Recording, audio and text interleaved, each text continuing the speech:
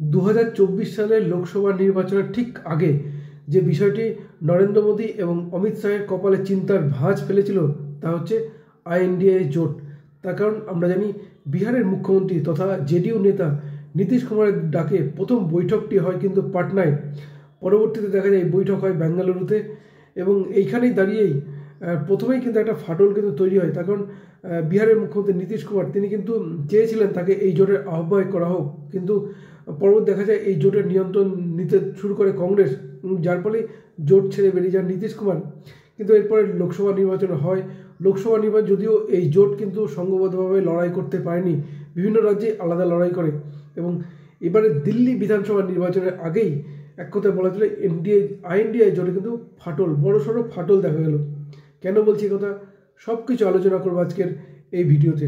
নমস্কার, আমি সত্যজিৎ পাল। বিহারের মুখ্যমন্ত্রী নীতিশ কুমার দীর্ঘদিন থেকেই মুখ্যমন্ত্রী পদ সামলাচ্ছেন, সুতরাং তার অনেক দিনের বাসনা ছিল প্রধানমন্ত্রী হয়ে ওঠার। আর এই কারণেই 2014 সালের লোকসভা নির্বাচনের আগেই বিজেপি যখন নরেন্দ্র মোদীকে প্রধানমন্ত্রী পদপ্রার্থী ঘোষণা করে ঠিক তখনই কিন্তু জোট ছেড়ে বেরিয়ে যান এই নীতিশ কুমার। এবং কারণ একটাই, প্রধানমন্ত্রী মুখ হয়ে ওঠা। যদিও পরে ক্ষমতায় আসে বিজেপি এবং এরপরে নীতিশ কুমার জোটে ফিরলেও 2024 লোকসভা নির্বাচন ঠিক আগে এই নীতিশ কুমারই কিন্তু আইএনডিএ জোটের প্রথম ডাকটা দিয়েছিলেন এবং প্রথম বৈঠক হয় পাটনায়। পরবর্তীতে বৈঠক হয় বেঙ্গালুরুতে এবং যেখানে দেখা যায় কংগ্রেস কর্ণাটক এবং হিমাচল প্রদেশে ক্ষমতা দখল করে। ফলে স্বাভাবিকভাবে কংগ্রেসও অনেকটা অক্সিজেন পায় এবং এইখানে দাঁড়িয়ে যেখানে নীতিশ কুমার চাইছিলেন যে এই জোটের আহ্বায়ক তাকে করা হোক, কিন্তু কংগ্রেস যেহেতু এই জোটের নিয়ন্ত্রণ নিতে শুরু করেছে, সুতরাং যার ফলে ক্ষুব্ধ হয়ে নীতিশ কুমার কিন্তু জোট ছেড়ে বেরিয়ে যান এবং এর পরবর্তী লোকসভা নির্বাচন হয়। ক্ষমতায় ফেরে বিজেপি পরিচালিত এনডিএ এবং লোকসভা নির্বাচনের পরেই কিন্তু আইএনডিএ জোটে কিন্তু বড়সড় ফাটল দেখা গেল। কারণ ভোটের পরপরই তৃণমূল কংগ্রেসের পক্ষ থেকে কল্যাণ বন্দ্যোপাধ্যায় তিনি সরাসরি বলেন যে রাহুল গান্ধী কেন্দ্র সরকারের বিরোধিতা সেভাবে করতে পারছেন না, বিরোধী নেতা সেভাবে হয়ে উঠতে পারছেন না, মুখ্যমন্ত্রী মমতা বন্দ্যোপাধ্যায়কে বিরোধী মুখ করা হোক। পাশাপাশি আমরা জানি দিল্লি বিধানসভা নির্বাচন ঠিক আগেই আম আদমি পার্টির প্রধান অরবিন্দ কেজরিওয়াল বা তার দল কিন্তু আইএনডিএ জোট থেকে সরাসরি কংগ্রেসকে বহিষ্কারের দাবি তোলেন। তার কারণ আমরা জানি এই যে দিল্লি বিধানসভা নির্বাচনে কংগ্রেসের পক্ষ থেকে কেজরিওয়ালের বিরুদ্ধে কিন্তু নানান মন্তব্য করা হয়, যার ফলে কিন্তু ক্ষুব্ধ হয়ে ওঠেন অরবিন্দ কেজরিওয়ালের দল এবং সরাসরি এই জোট থেকে কংগ্রেসকে বহিষ্কারের দাবি তোলেন। এবারে যে বিষয়টি সামনে আসছে যে এই জোটের অস্তিত্ব কংগ্রেসের পক্ষ থেকে রীতিমতো বলে দেওয়া হয়েছে যে এই জোট কিন্তু লোকসভা নির্বাচনের সামনে রেখেই কিন্তু তৈরি করা হয়েছিল। যদিও লোকসভা নির্বাচনকে সামনে রেখে তৈরি করা হলেও জোট কিন্তু সেভাবে হয়ে ওঠেনি, কারণ বিভিন্ন রাজ্য বিশেষ করে আম আদমি পার্টির পরিচালিত দিল্লি, পাঞ্জাবে কিন্তু আসন বন্টন হয়নি, পশ্চিমবঙ্গে আসন বন্টন হয়নি, যদিও তৃণমূল কংগ্রেস এবং কংগ্রেস এই জোটের শরিক। ফলে জোটের নিয়ে একটা প্রশ্ন ছিলই এবং এখানে কেজরিওয়াল যে দাবিটা তুললেন যে কংগ্রেসকে বহিষ্কার, কংগ্রেসের পক্ষ থেকে বলা হয়েছে যে এই জোট তৈরি হচ্ছে লোকসভা নির্বাচনের সামনে রেখে, অর্থাৎ পরবর্তীতে আগামীতে যে বিধানসভা নির্বাচনগুলো হবে সেখানে জোটের বিষয়টা নির্ভর করে সেই রাজ্যে কোন দল শক্তিশালী তাদের ওপর। সুতরাং এখানেই কিন্তু জোট নিয়ে একটা প্রশ্ন কিন্তু কংগ্রেসের পক্ষ থেকে তুলে দেওয়া হলো এবং স্বাভাবিকভাবে এরপরে কিন্তু নামেন জম্মু কাশ্মীরের মুখ্যমন্ত্রী তথা ন্যাশনাল কনফারেন্সের নেতা ওমর আবদুল্লাহ। তিনি সরাসরি বলেন যে যেহেতু এই জোট লোকসভা নির্বাচনের কেন্দ্র করে হয়েছিল, লোকসভা নির্বাচন ক্ষমতা ফেরেনি, সুতরাং জোট ভেঙে দেওয়া হোক। বিহারের আরজেডি নেতা তেজস্বী যাদব তিনিও কিন্তু এই আইএনডিএ জোট নিয়ে প্রশ্ন তুলে দেন, এমনকি অখিলেশ যাদবের মুখে কিন্তু একই সুর।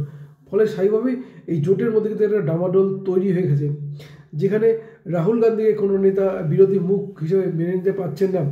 পাশাপাশি কংগ্রেসের নানান স্ট্র্যাটেজি, বিশেষ করে দিল্লিতে কিন্তু কেজরিওয়ালের আগে দীর্ঘ 15 বছর কিন্তু মুখ্যমন্ত্রী ছিলেন শীলা দীক্ষিত এবং কংগ্রেসের সরকার ছিল। ফলে স্বাভাবিকভাবেই কংগ্রেসের কিন্তু একটা জনভিত্তি রয়েছে দিল্লিতে, সুতরাং তারাও কেজরিওয়ালের বিরুদ্ধে অল আউটে ঝাঁপাতে চাইছিল, কিন্তু ঝাঁপাতে গিয়ে কিন্তু এই আইএনডিএ জোটে কিন্তু ফাটলটা ধরে গেল। এবং এবার কংগ্রেসের পক্ষ থেকে যে বিবৃতি দেওয়া হয়েছে, বিশেষ করে অঞ্চল ভিত্তিক, অর্থাৎ যে রাজ্যে যে দল যতটা শক্তিশালী সেইভাবেই আসন বন্টন বা জোটের প্রক্রিয়া এগোবে। সুতরাং বলা যেতেই পারে এই আইএনডিএ জোট নিয়ে একটা কিন্তু বড়সড় প্রশ্ন উঠেই গেল। আরেকটা কথা বলে রাখা দরকার, এই যে দিল্লির যে বিধানসভা নির্বাচন রয়েছে, ইতিমধ্যে কিন্তু অরবিন্দ কেজরিওয়ালের দল আম আদমি পার্টিকে সমর্থন জানিয়েছে। পশ্চিমবঙ্গতে তৃণমূল কংগ্রেস সমর্থন জানিয়েছে, উদ্ধব ঠাকরের শিবসেনা এবং সমর্থন জানিয়েছে সমাজবাদী পার্টি, অখিলেশ যাদবের সমাজবাদী পার্টি। ফলে একটা প্রশ্ন, এমনকি তৃণমূল সাংসদ কীর্তি আজাদ তিনি তো এক ধাপ এগিয়ে বলেন প্রয়োজন পড়লে তৃণমূল কংগ্রেস আম আদমি পার্টির হয়ে দিল্লিতে প্রচার করবে।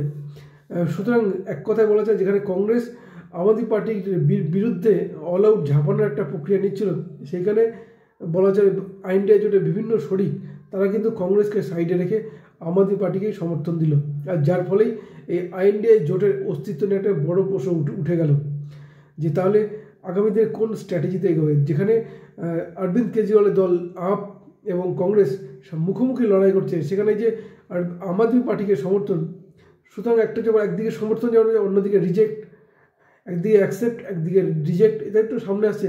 ফলে কংগ্রেস এখানে কিন্তু বিভিন্ন দলের কাছে রিজেক্টের খাতায় পড়ে গেছে, যার ফলেই এই জোটের অস্তিত্ব নিয়ে একটা কিন্তু বড় প্রশ্ন উঠে গেল। এখন দেখা যাক দিল্লি বিধানসভা নির্বাচনের ফলাফল কী আসে, আম আদমি পার্টি কেমন রেজাল্ট করে, কংগ্রেস কেমন রেজাল্ট করে, কোন দল ক্ষমতা দখল করে। এবং এই জোটের যেহেতু ডামাডোলটা আম আদমি পার্টিকে নিয়েই শুরু হয়েছিল, আম আদমি পার্টি এবং কংগ্রেসকে নিয়েই শুরু হয়েছিল, সুতরাং এই দিল্লি বিধানসভা ভোটের পর এই আইএনডিএ জোটের সমীকরণটা কোন দিকে এগোয় সেদিকে কিন্তু নজর রাখা অত্যন্ত প্রয়োজন। সেদিকে আমাদের নজর থাকবে, নজর রাখুন আপনারাও। শেষে সকলকে অনুরোধ, আমাদের ইউটিউব চ্যানেলটি সাবস্ক্রাইব করে পাশে থাকবেন। ধন্যবাদ, ভালো থাকবেন সবাই।